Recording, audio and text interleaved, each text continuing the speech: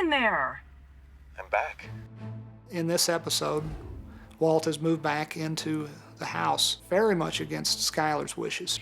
If you don't get out of here right now, I'm gonna call the police, and I'm going to tell them everything. He's a scientist. He tries to organize thoughts, and everything has a numerical answer to the question. Do what you have to do, Skylar. This family is everything to me. Without it, I have nothing to lose. When push comes to shove, she does call the police on him, accuses him of trespassing, and the police are trying to be helpful. If you want your husband out of the house, you're gonna have to help me out. Is it possible maybe he's broken any laws that you know of? Anything at all? He's basically on a silver platter saying to her, tell us your husband's a meth dealer. If she were to do this, he'd be out of the house, he'd be out of her life, but she just can't do it because of her son, Walter Jr. She can't ruin his life by letting him know, ultimately, that his father's this big deal meth dealer. He's really mad at his mom because his mom won't tell him what's going on. He didn't do anything. I don't know why she's being this way. It's very traumatic for him. The guy's a meth dealer. You don't want this infecting your family. Welcome home. So she's trapped. Now he is who he is, and he has to own up to it and embrace that. I can't tell a soul unless you authorize me to. Because the lawyer says this is we have confidentiality because it's a lawyer-client thing, I think that's the first time she feels she has permission to get off her chest what has been building and building and building on her for now going into 3 seasons. My husband makes meth.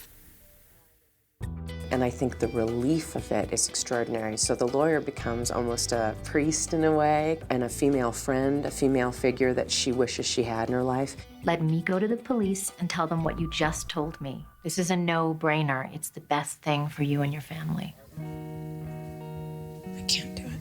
And what she finally gets to with the lawyer is that she's not going to turn him in.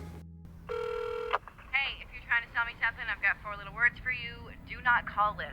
However, if you're cool, leave it at the beep. It's very sad when Jesse is constantly dialing Jane's voicemail to relive some sort of moment with her. And it's the last thing he has of her voice. And at one point, The number you have reached there's a machine saying, you know, this phone number's been disconnected and no longer in service. And that was the final moment with him and Jane. He's like, oh my God, I have nothing left. But what he does have is he considers himself an artist. And so he just goes out and starts cooking again.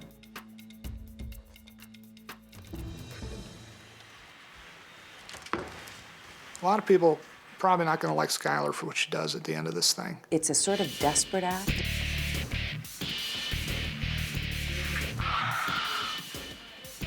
Try to see it from her eyes. Try to see it a little deeper, because in my mind, she's in a really untenable situation.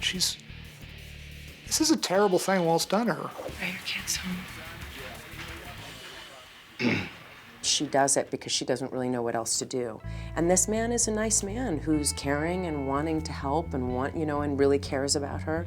Hey, Skylar. I'm, cooking dinner. Pot roast.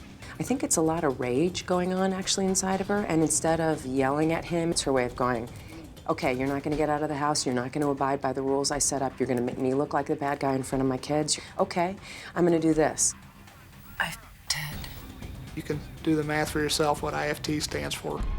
It's a way of saying, well, take this. Skylar wants to hurt Walt, and she does it in a way that would hurt any man, is to have his wife go off and have sex with someone else. It's Skylar kind of breaking bad in this episode. I want you both to eat your salad, okay? In a way that's usually reserved for Walt. Good for you. Thanks, darling. Thank you.